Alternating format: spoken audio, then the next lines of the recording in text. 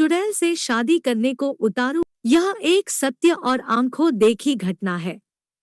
हमारा गांव गोंडा जिले में पड़ता है। यह उस समय की बात है जब गांव में 18 से 19 साल की उम्र में सब लड़कों की शादी हो जाती थी। उनमें से एक मेरा मित्र रमाकांत भी है। उसकी शादी 3 साल पहले हो चुकी थी और अब उसका गौना भी आ गया था। उसकी बीवी बहुत निडर थी। इसको मैं निडर इसलिए बता रहा हूं कि उसकी निडरता एक दिन बहुत भारी पड़ गई थी। 3 से 4 साल पहले तक गांव की अधिकतर औरतें सुबह सुबह उठकर लोटा लेकर नित्य क्रिया के लिए कोई खेत में तो कोई खुले मैदान में जाती थी। वो भी जब गांव के पुरुष लोग सो रहे हो तब जाती थी। कुछ दिन बीत गया तो अब रमाकांत को एक सुंदर सी बेटी हुई। बेटी अभी 8 महीने की थी। उस समय उसकी बीवी सुबह सुबह अकेले उठकर खेत में चली गई और अपने सासू माँ को या फिर अपनी जेठानी को भी नहीं जगाया। वह अकेले ही चली गई क्योंकि वह तो बहुत निडर थी। लेकिन उस समय वह ना तो हाथ में चक्कू और ना ही माचिस लिया।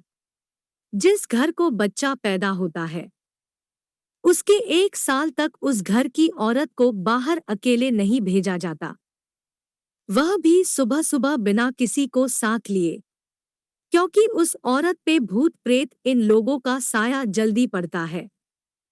लेकिन वह अकेले गई थी। तभी वहां बेल का पेड़ लगा था।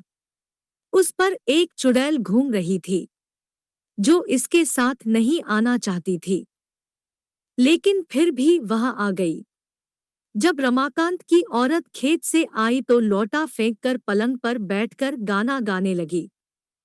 बगल में ही खाट पर लेटी हुई उसकी बच्ची जोर जोर से रो रही थी, लेकिन वह तो गाने में व्यस्त थी, इसीलिए उसे सुनाई नहीं दिया।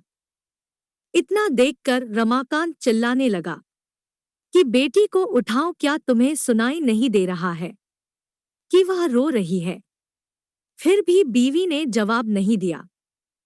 तब तक रमाकांत की भाभी आ गई और वह समझ गई कि यह कौन है और रमाकांत को इशारा किया कि जाओ दादाजी को बुला लाओ। इतना सुनते ही रमाकांत समझ गया कि मेरी बीवी के ऊपर कोई चुड़ैल का साया है। तभी भाभी ने दादाजी का नाम लिया। तब तो रमाकांत पलंग पर बैठकर दादागिरी झाड़ने लगा और बोला कि तुम कौन हो? यहाँ पर क्यों आई हो? क्या तुम मुझसे शादी करना चाहती हो?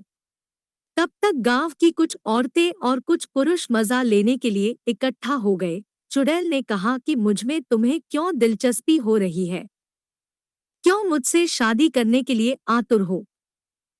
तो रमाकांत झट से बोला कि मैं कुछ काम धंधा तो करता नहीं, लेकिन अगर तुम साथ रहोगी तो धन दौलत लाती रहोगी। चुड़ैल ने हंसकर बोला, ऐसा कुछ नहीं होता। हमारे में भी कोई ना कोई मुखिया जरूर रहता है जो धन दौलत की रखवाली करता है। तुम चाहो तो हमारी दुनिया में चलो, तब मैं तुम्हें सब कुछ दूंगी, पर अभी नहीं क्योंकि तुम जीवित हो। रमाकांत समझ गया कि अब मेरे हाथ कुछ नहीं आने वाला है, तो उसने बोला कि ब्राह्मण परिवार में आते हुए तुम्हें डर नहीं लगा? और नीचे बैठे हुए सब लोग मजे लेते हंस रहे थे। तब तक दादाजी भी आ गए और बोला कि यहाँ से सब लोग हट जाओ और अपने अपने घर जाओ।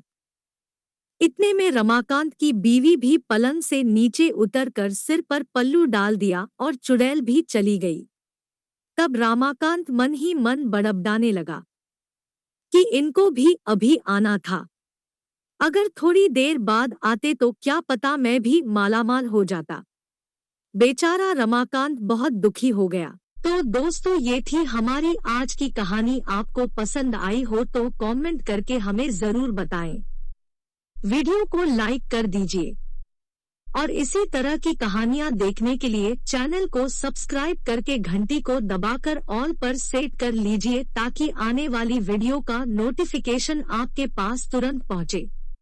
दोस्तों, मिलती हूँ आपसे अगली वीडियो में, तब तक के लिए धन्यवाद।